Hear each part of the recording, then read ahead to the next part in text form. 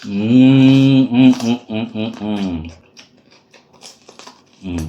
What's up mga bossing? Ayan, so kapapanood ko nga ng reels ito ha, na-curious tayo kasi maraming nag-take ng video habang kumakain sila ng hilaw na ampalaya. So alam naman nating lahat na ang lasa ng ampalaya ay bitter, di ba? Mapait.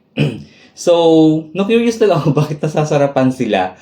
Pero to be honest, I haven't yet tried na kumain ng hilaw na ampalaya. So, ngayon, itatry ko lang siya kung ano yung magiging reaction ko. This is true. Yeah? This is my honest reaction pag kinain ko itong hilaw na ampalaya, no? Or bitter gourd. So, now, try natin kung ano ba yung magiging panlasa natin. Alam na natin mapait siya no? Parang syunga lang, di ba? Pero, dahil nga curious tayo kung bakit nasasarapan sila, alam naman natin na mapait nga to. Di ba? So, sige. Samahan niyo ako, try natin. Kasi sarap na sarap sila habang kinakagat to pero tingnan yung itsura ko. Mukha na nga akong mapait. Tapos mapait pa yung kakainin ko. Sige, try na natin. Basta ang mahalaga, masustansya to Yun ang alam ko. Okay, let's try it.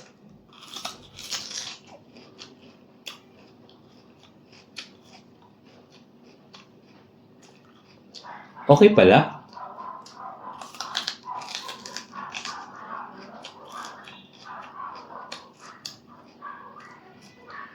Kaya naman. Manamis-namis pala siya pag hilaw. Unlike pag niluto. Oh. Oo nga.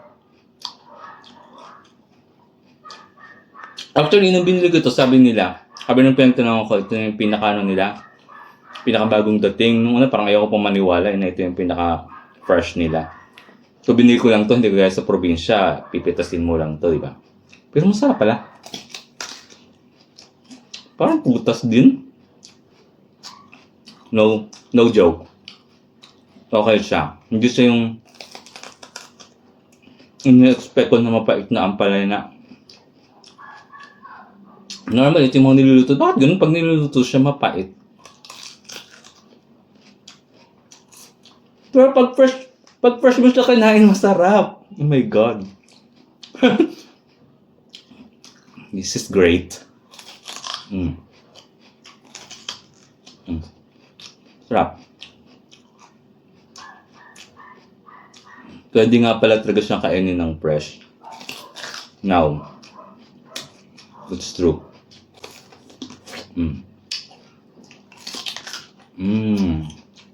Kala nyo, nagbibiro ako ha. Tolerable. Nice. Yung pait niya, hindi. Ewan ko, ba't expectation ko kasi mapait talaga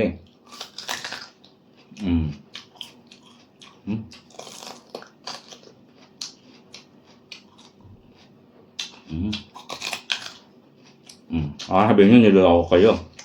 Ito yan. Hindi na kailangan sausawan ng suka. Manamis-namis nga siya. Harap nga. Pwede. Totoo ba ito? First time ko talaga nakain ko yung hilaw ng palaya. Pero ito yung bagay na hindi ko pagsisisihan na tinry ko kasi masustansya ang ampalaya.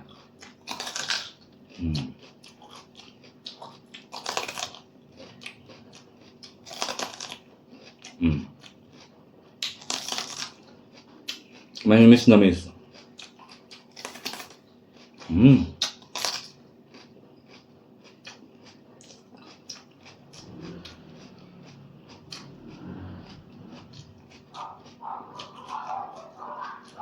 Harap nga.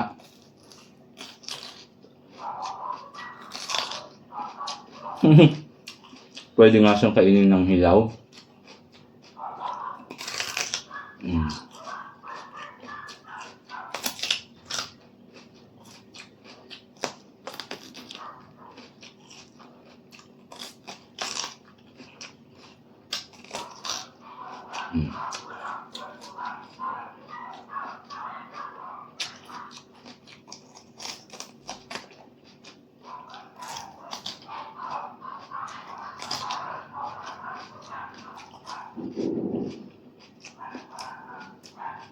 Sarap na. Manamis na miss siya.